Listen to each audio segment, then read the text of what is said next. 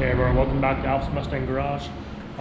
Today we're continuing on our transmission conversion, going from a C4 to a 4-speed top loader in our 67 Mustang. So today we're going to be focusing on clutch linkage. So where we left off was the transmission has been installed, the clutch assembly, all that's been installed. And today we're just focusing on the clutch linkage, which is in the engine bay.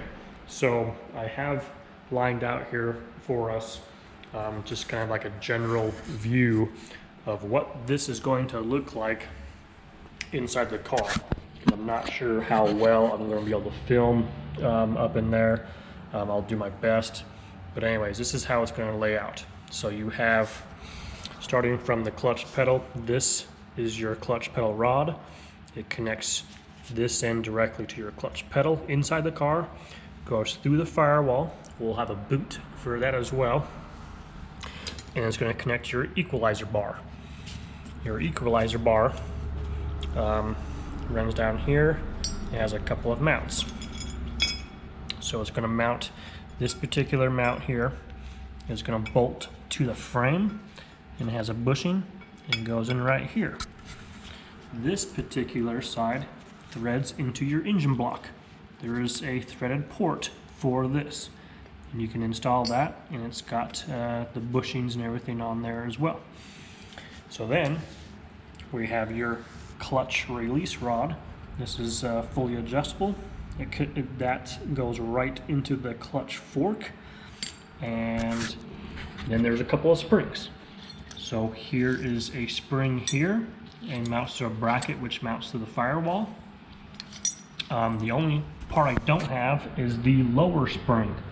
I'm still waiting on that to come from National Parts Depot.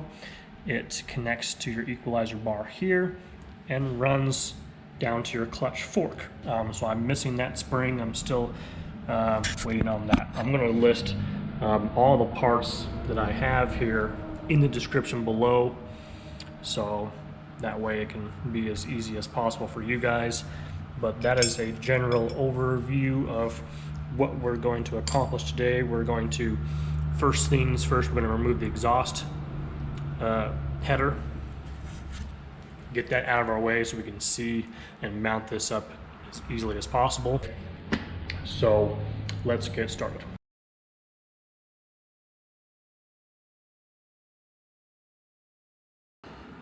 Okay, first thing we're going to install is this bushing here that threads into the engine block.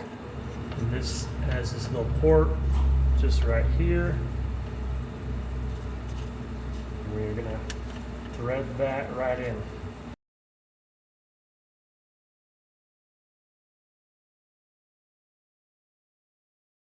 Okay, and that's got out in there nice and snug. So now we're ready for the next step.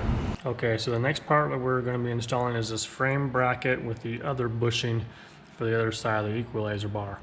So we're looking up here on the frame.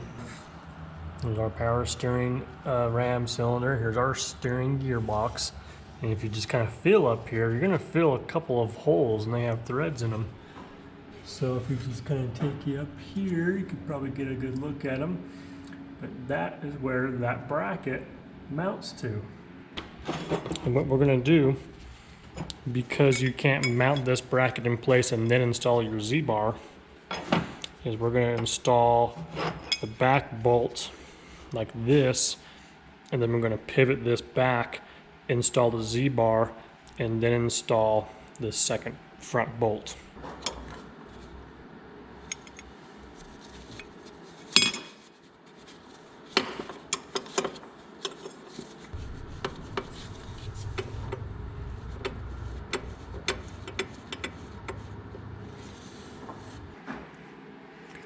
Okay, so our Z-bar goes up and over the steering column.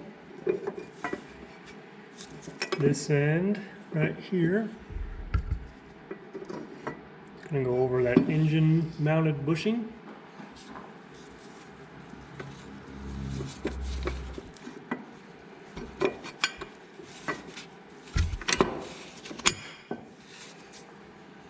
And then you can fit,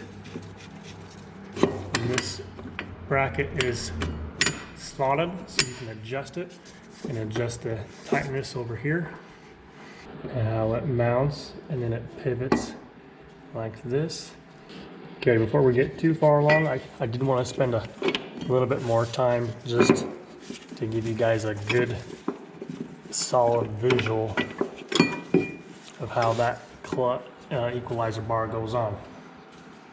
So we have our bracket here. It's only mounted with one bolt, so I can pivot that backwards. Okay, we have our engine mount on. This part of the assembly goes right up and over the steering column.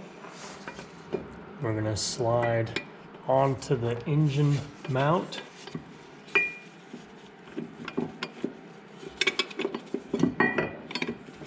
And then with a little bit of finesse, slide in the frame mounted bracket into place. Now we can install the second bolt.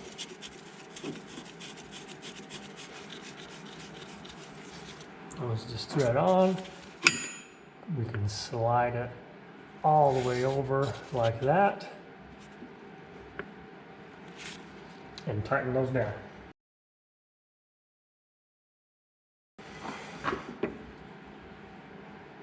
And that slide, that moves very, very nice.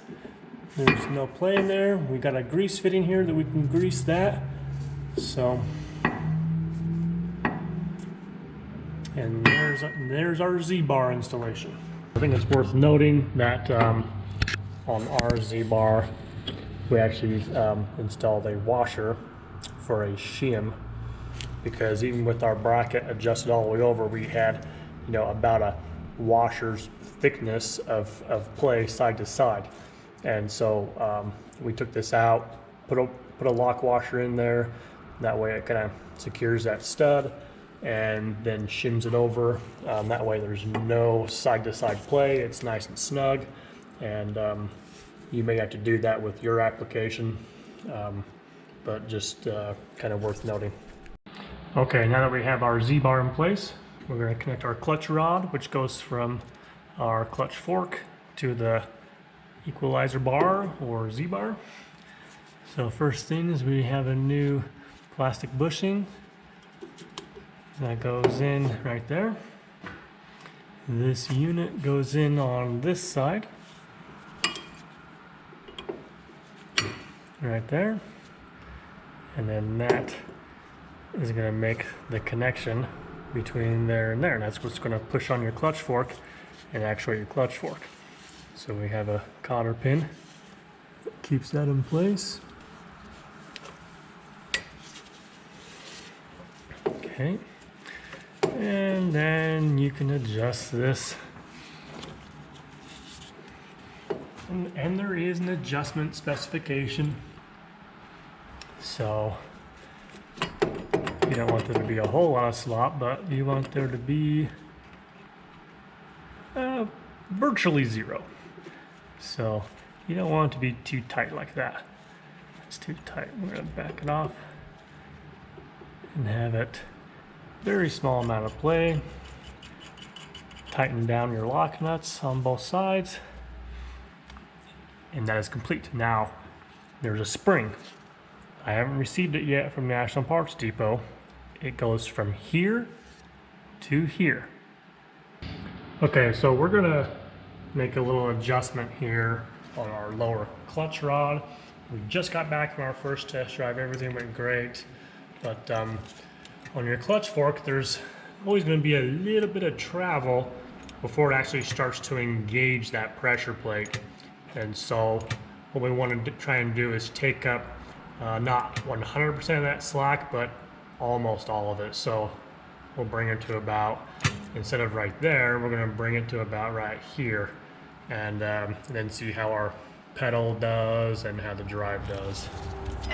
So what we want to do is just kind of push that clutch fork in to where, you know, you can't really push it anymore, because, you know, in order to actually actuate your pressure plate, it's going to take a tremendous amount of force. Not that I can overcome that with my hand. So you kind of know when it bottoms out, you just can't really go any farther. So we're gonna do that and then turn our rod to take up that slack, and then maybe back her off a quarter turn. And then there's a couple of locking nuts on that rod. We'll just cinch those down and go for another drive. Here's a good view of your Z-bar from up top. So you can kind of get a good idea of what that looks like. And from here, we just need to run our equalizer bar that runs inside the car to our clutch pedal. So here's one of the really cool things that I love about doing these conversions is these cars from the factory, they only built, you know, one firewall for these cars. It wasn't like they built a specific one for a manual transmission and a specific one for an automatic transmission. So what you'll notice on your cars is that hole right there, it's kind of stamped out already. And so that hole is where your clutch rod goes through. Now on an automatic car, that doesn't get punched out, and on a standard car, that does get punched out, and they throw a boot in there and run your clutch rod through. So when doing the conversion, you can just kind of bop that out. You can just kind of use a hammer and just knock that out. And then we can run our clutch rod through. So that is what we're going to do next. Okay, so there's a better look of that pop out that I'm talking about. So this is just in the firewall. We're going to just put a hammer and a chisel on this and pop it through to the inside. Very cool thing when you're doing these conversions. So it makes it really convenient. You don't have to drill a hole there or anything like that. So let me show you what it looks like on the inside. So there's just this fancy little circle just right there where they make that impression, and it gets popped out if the car gets a standard, and it stays in if it gets an automatic. So today, let's see, 53 years later, we get to pop it out.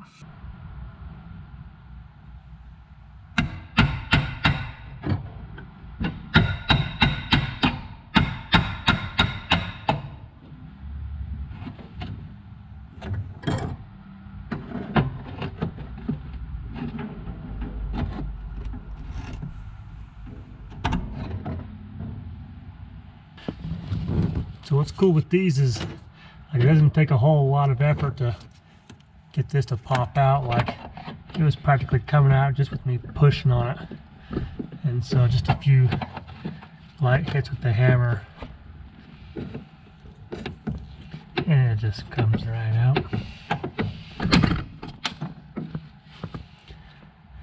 Just like that.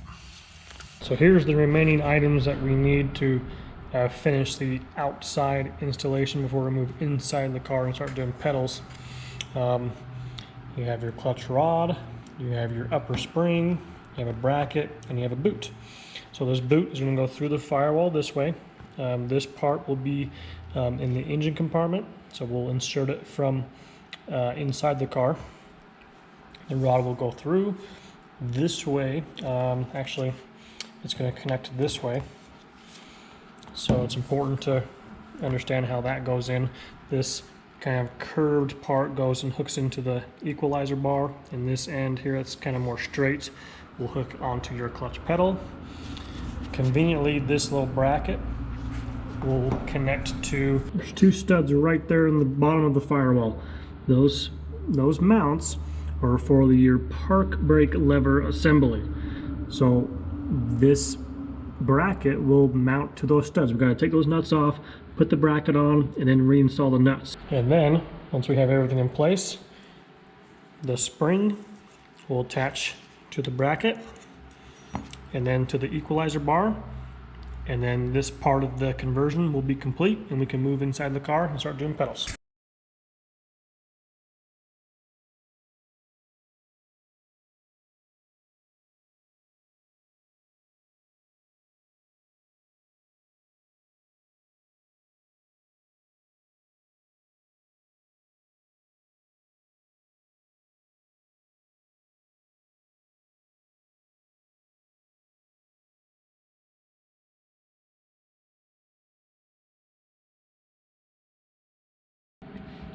Okay, so there's our linkage setup.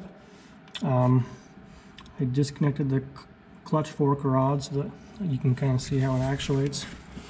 But the clutch pedal rod is in there, the bracket is on, and the return spring is on, and it just actuates nice and easy like that.